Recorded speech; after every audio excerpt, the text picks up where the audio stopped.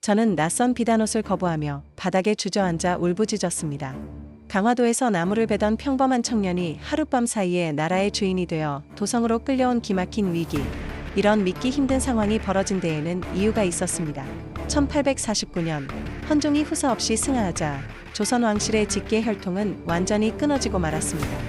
당시 청나라는 태평천국의 난으로 대혼란에 빠져 있었고 서구 열강의 압박은 나날이 거세지고 있었지요. 권력을 독점하던 안동 김씨 세력은 자신들이 다루기 쉬운 허수아비 왕이 필요했습니다. 그래서 역모에 휘말려 유배 중이던 저를 찾아낸 것입니다. 글자 한자 제대로 배우지 못한 저를 옥좌에 앉혀놓고 그들은 제 뒤에서 조선이라는 거대한 나라를 통째로 집어삼키려 했습니다.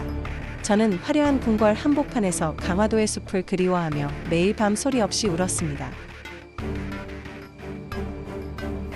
저는 굶주린 백성들이 관할을 습격했다는 상소문을 들고 손을 떨었습니다.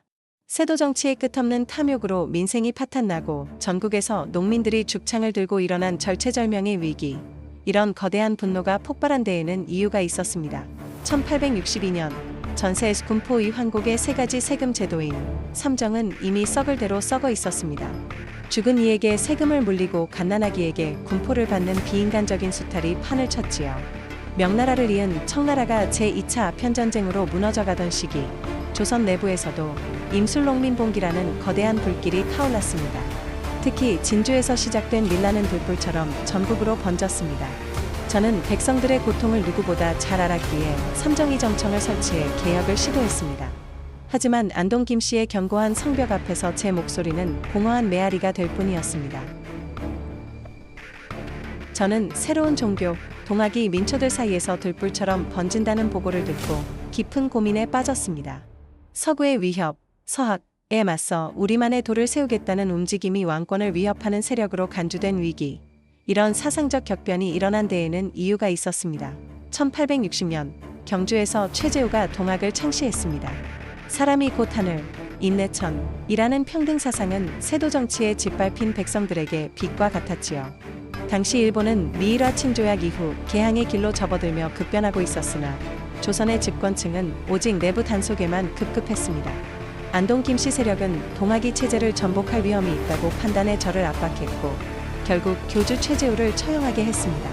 저는 백성들이 왜 새로운 신을 찾는지 잘 알고 있었습니다. 기댈 곳 없는 백성들에게 나라가 해준 것이 아무것도 없었기 때문입니다.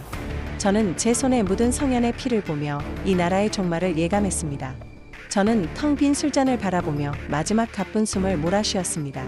제위 14년 동안 세도 정치의 꼭두각시로 살다 30세대 젊은 나이에 눈을 감게 된 비극적인 위기. 이런 허망한 최후가 찾아온 데에는 이유가 있었습니다. 1863년 12월, 저는 후사 한 명 남기지 못한 채 침전에 누웠습니다.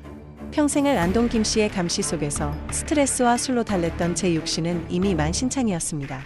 주변국 일본은 사무라이들이 막부를 타도하며 근대 국가로 변모하려 꿈틀대고 있었지만 조선은 여전히 외척의 소나기에서 한 치 앞도 나아가지 못했습니다. 제가 숨을 거둔 뒤 흥선대원군의 어린 아들 명복, 고종, 이 왕위에 오르게 되었습니다. 저는 눈을 감으며 빌었습니다.